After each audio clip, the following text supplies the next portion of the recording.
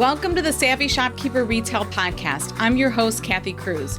I'm a former brick and mortar store owner turned retail expert who is passionate about entrepreneurship and has experienced the highs and lows of running a retail business. Whether you're a seasoned retail veteran or an aspiring store owner, consider me your guide on this store owning journey. If you're looking to run a profitable and growing business that doesn't drain you, follow my 6 stages of shopkeeping and subscribe to this show. Join me for a journey of continuous learning where protecting your mind, maximizing profit, and determining your own schedule are a priority. Get ready to work smarter, profit more, and grow your retail business. Welcome to episode 250 of the Savvy Shopkeeper Retail Podcast, designing certainty for your customers in an uncertain economy. I'm your host, Kathy Cruz. Before I get started on this episode, just reading episode 250, and I know with bonus episodes I've published more, but actual official numbered podcast episodes, 250 is a big deal. I often read articles or information about podcasts where people will start a podcast and what holds them up or keeps them from growing is the consistency. And that is one thing that I've really tried to do, even when I switched to bi-weekly episodes. So thank you for listening. I really appreciate it. I see now, like, having 250 episodes published, it's because you're listening. Even though it often feels like a one-way road, I sometimes get emails and messages from you. In fact, I'm going to share a podcast review in a second here, but I just want to pause and say thank you. So today's episode is not Retail 101. Many of you are beyond that. Your stores have been open for years or long enough to have the basics down. We're going beyond the basics of like signage and return policies because when your customers and you too are swimming in uncertainty, the winners are the retailers who don't just reduce doubt, but the ones who actually engineer confidence. That's what we're going to talk about today. Now, I'm recording this episode in mid-May, right before the Savvy Shopkeeper Conference, because I just needed to get this done prior to the weekend. And we just learned that the 125% plus tariffs that were going to be incorporated are on hold for 90 days. I think right now it's 30% from China specifically. And I understand that there's a variety of percentages for a variety of countries, but the main one that seems to be causing problems is China. So even at 30%, it's still uneasy for some, but I have noticed that this has quieted the panic a little bit for store owners, especially for those of you preparing for a really big Q4. However, those 90 days are going to go by fast. We don't know what's ahead, and neither do our customers. So today I want to talk about behavioral design and psychological safety during what feels like economic disruption. This episode is going to feel a bit different, and it is. We're in different times, right? But I spent some time crafting a presentation on consumer behavior for the Get Traffic conference, and I was kind of digging it. I thought, I think I need to talk about this more on the podcast. Now, we as business owners, we can focus on so many other things, including how to serve our own mental drama, especially when we're running a business, instead of thinking about ways we can serve our customers because they have mental drama too. And I'm not saying you don't think of serving your customers. I just don't think that we often think about what's going on in their minds. I have talked about science in the past. Shout out to my coach, Neil, for inspiring that because I see whenever she shares with me, it's really helpful. But I've often done that for the business owner. This particular episode is really going to be about your customer's mind and how to best serve them. So before I get started, I want to share a recent podcast review. It was titled Unbelievable. The reviewer said, I stumbled upon your shop via Pinterest, went to your website, which guided me to this podcast. unbelievable in every way. You are amazing, articulate, generous, caring, resourceful, and I can go on and on. I binged the first 13 episodes in just 2 days and literally cannot get enough. I want to jump ahead, but listening in order so I don't miss a thing. I haven't opened my shop yet. I just bought a beautiful 1890 Victorian in a small town. I am terrified, but so motivated by your guidance. And she put in all caps, I can do this with a bunch of exclamation points. I didn't know where to start. I now have an angel on my shoulder guiding me. Thank you. I truly hope I get to meet you in person and give you a huge hug. This was from Angela, and I think her store name is going to be The Abscission. It's in Genesee Depot, Wisconsin. So Angela isn't open yet, so we can't tag her shop like we normally do when we give someone a shout out. But I just want to make sure, Angela, you know I'm thankful for that podcast review because I remember what I felt like at the beginning of my own store journey. And I felt the same as you did. I was wishing and looking for a guardian angel and didn't find it. And yes, you can do this. So good luck to you. And when we do meet in person, yes, for sure, a big hug is in order. Okay, let's get started on the podcast episode. I think I have, let me see here, as I go through my notes, 5 or 6 things that I want to share with you. The first one is what I'm calling behavioral anchoring 2.0. You want to move from informing to calibrating decision-making. So your customer isn't walking in with a clean slate. Like I said earlier, they have mental drama too. They're walking in with biases, fears, and then these like internal calculators. We all have them. They're always running in the background. And your job, on occasion it is to educate, but what if you considered it as more of like a recalibrating for their decision making? So here's an example. Strategy A is anchor pricing. You can introduce like pre-choice context that changes how they perceive value. So let me give you some examples. You can place your highest priced item intentionally to make your core item feel kind of like a safe middle. Or you can highlight most chosen or staff favorite over bestseller to drive decision confidence with social authority, not just popularity. And for this tip, what I would say is you want to use tiered pricing storytelling, not just good, better, best, but you want to add a narrative to it. So for example, our artisan candle, it's $18, 100% soy made by a local maker. The next one is our classic candle, $28, everything above a 2x burn time and a reusable jar. And then the third one is our signature series, $44, a seasonal experience made in small batches. Customers aren't just choosing a price, they're often buying a story that they want to be part of. I'm going to say that one more time because I also am going to share this at the conference.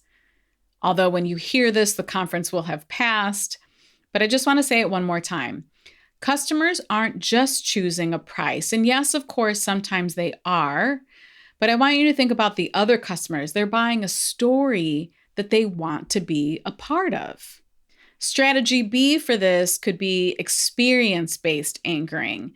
Now, you probably carry beautiful, unique clothing, or maybe some of you do, or curated home gifts. But customers often struggle to put together like full looks or themed gifts. I experience this all the time in my shop. People were always asking for my expertise or my sister's expertise when it came to decorating a home.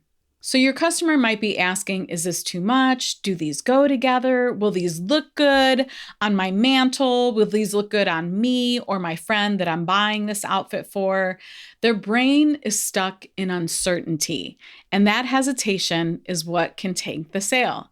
So set up a styled by us mirror or shelf in your store where you display 3 done for you options, not necessarily as price tiers, but as curated combinations.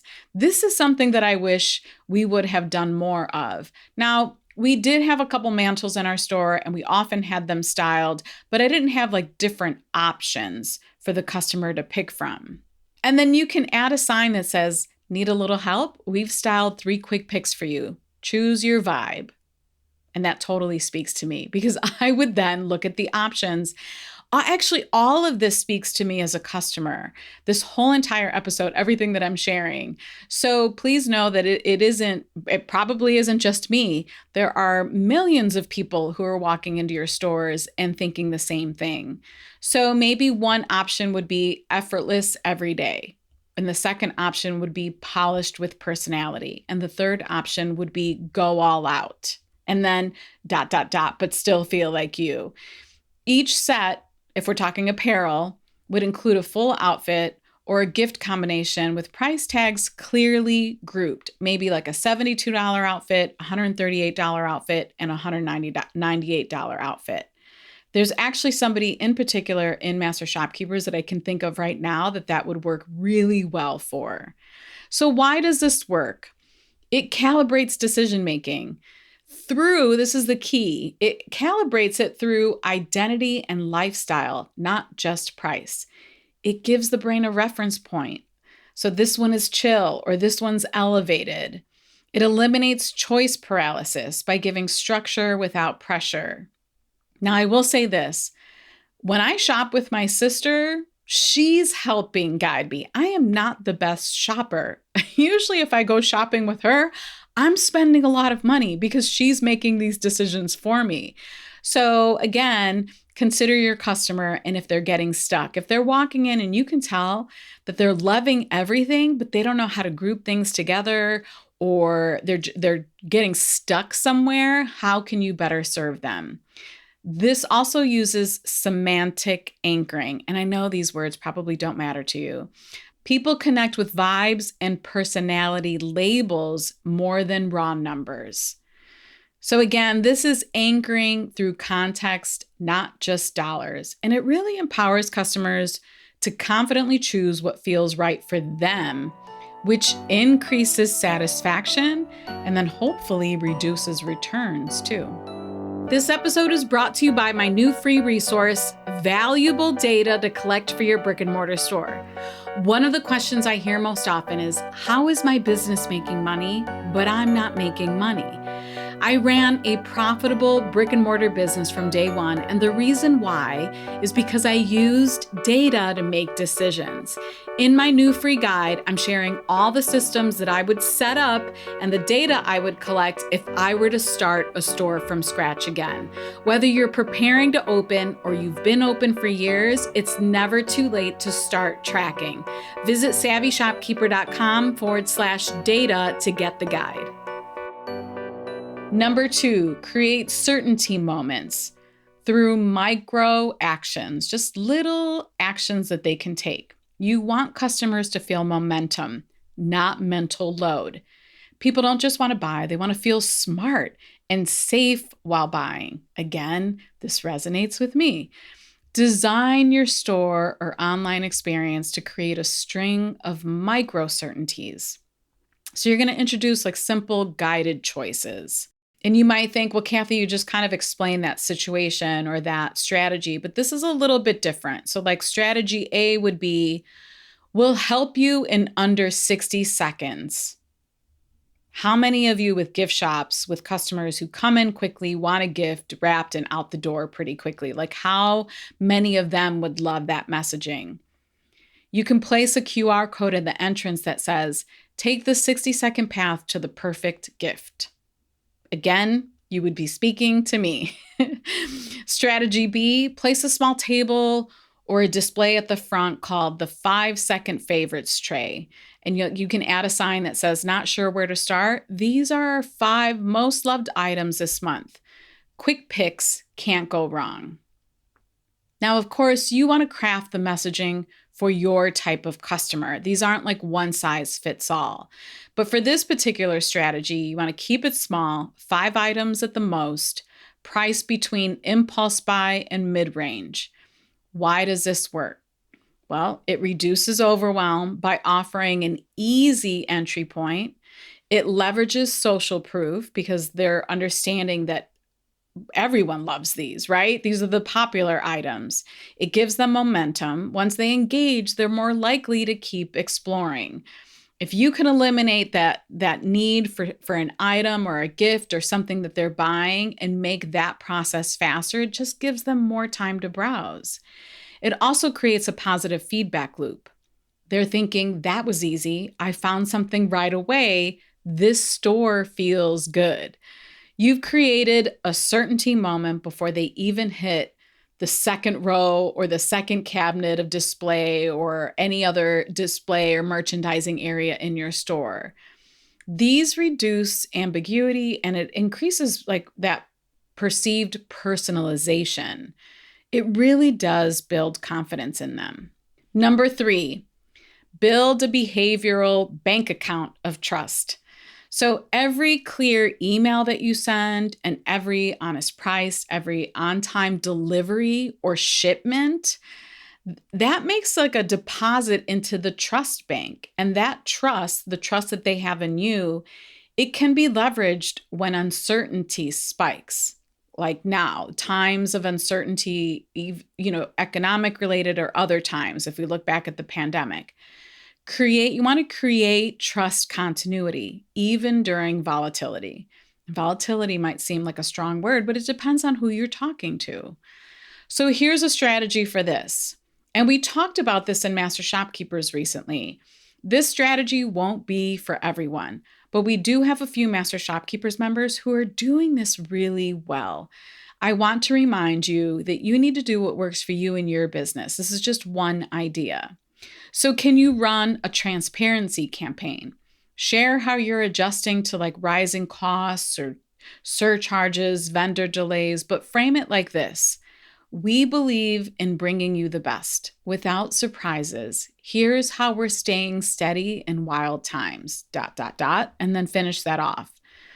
Even more powerful sometimes is if you include visuals, a vendor cost comparison graphic, what's changed or what hasn't explainer. Use transparency. I think this is the key, is that you use transparency not as an apology, but as a confidence amplifier. You're going to see the word confidence come up over and over and over again. You're building confidence in the customer so that they trust and know that they can come and shop with you or that they want to do that. Number 4, transfer certainty through proximity to expertise. Okay, that one feels very science-based, but keep with me here. People borrow confidence from others. This is known as authority bias. So the strategy here is we can call this like a transfer strategy where you're transferring expertise on. Your team knows the products inside and out. They have personal favorites. They give amazing recommendations in person. You hear them taking care of customers and doing this. But when a customer is shopping alone, especially after hours or online, they miss out on that trusted human nudge. So can you create a simple tag or shelf talker system where your staff or you, the owner, shares recommendations in first person voice? But again, tailored to different shopper identities or needs. So we're not just talking like staff favorite, although that can be helpful. Instead, say, I'm a mom of 2, and this is what I gift every new parent who visits our shop, and then add the person's name to it. Like, take some of those quotes and the things that people say to you in the store and start writing them down.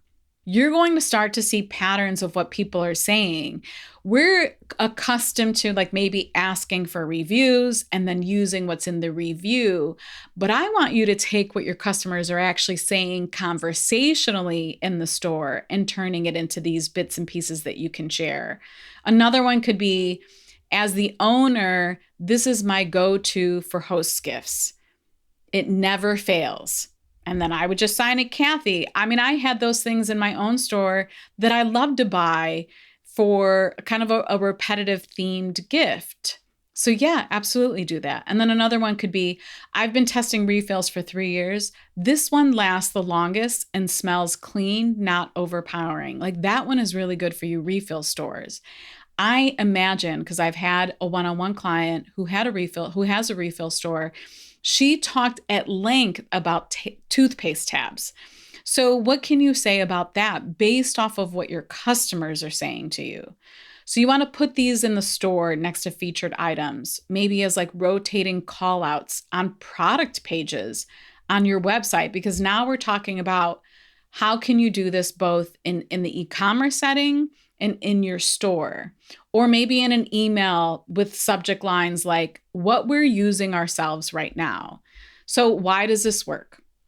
Proximity to expertise, that's created through humanized recommendations. Now, the title of this tip is going to make more sense. I'm going to say that again.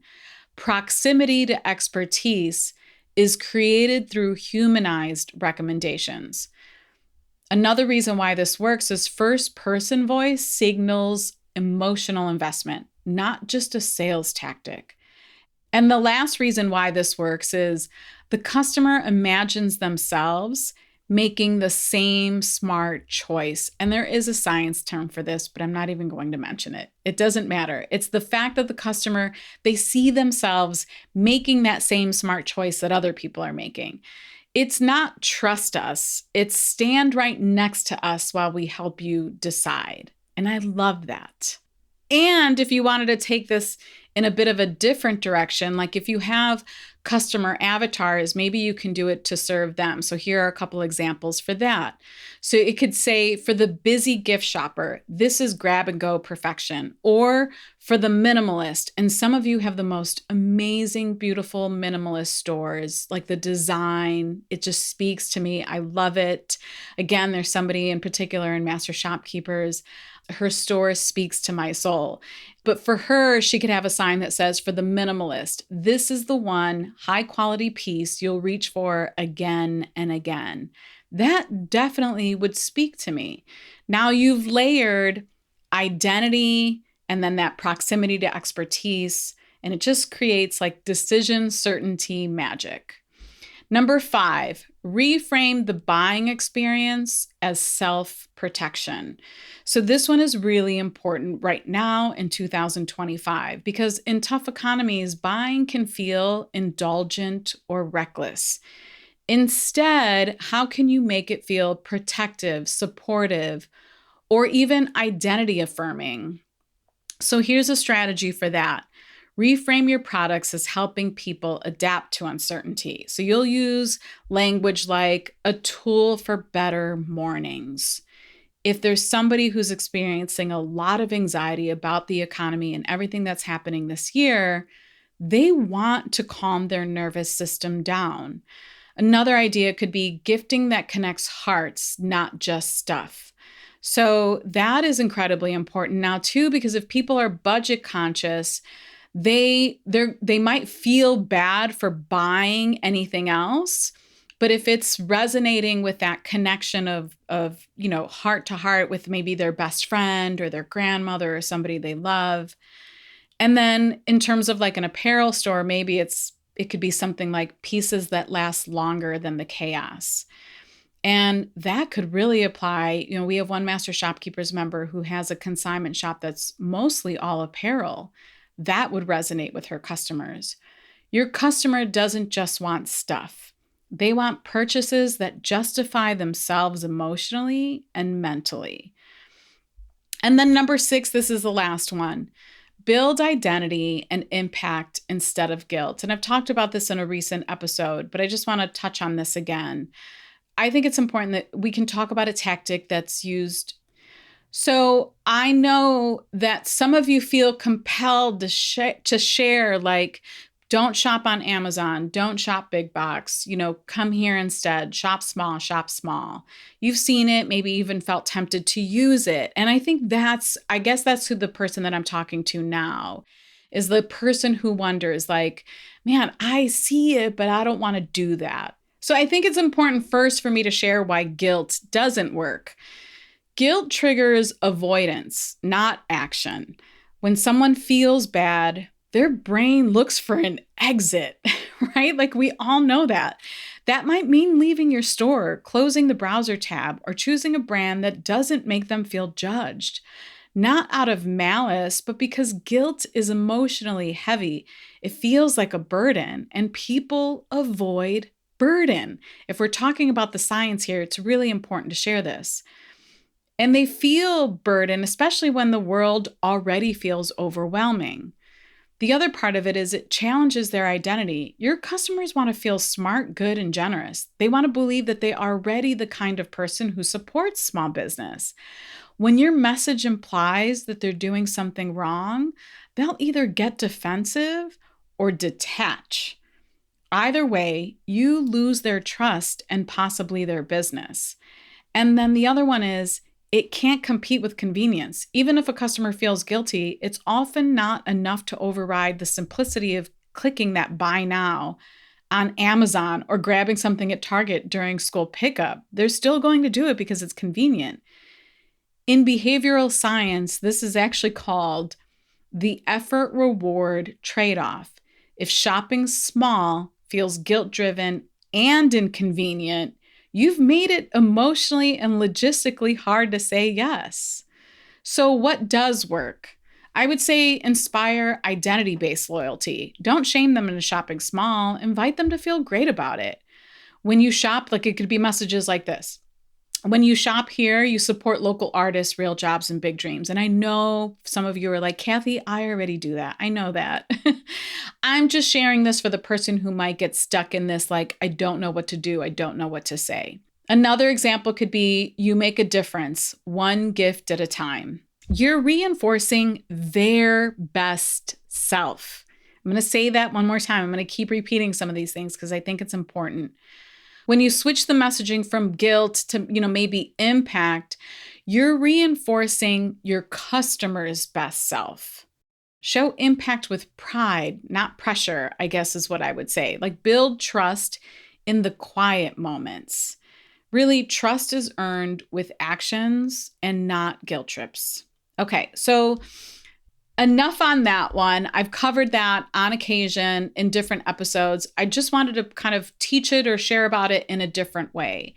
It is time to wrap this podcast episode up, and I have to get on another call here soon. So let me just recap the 6 behavioral strategies to build certainty in uncertain times. And again, this is about your customer. Number 1, move from informing to calibrating decisions. Number 2, create certainty moments through micro actions.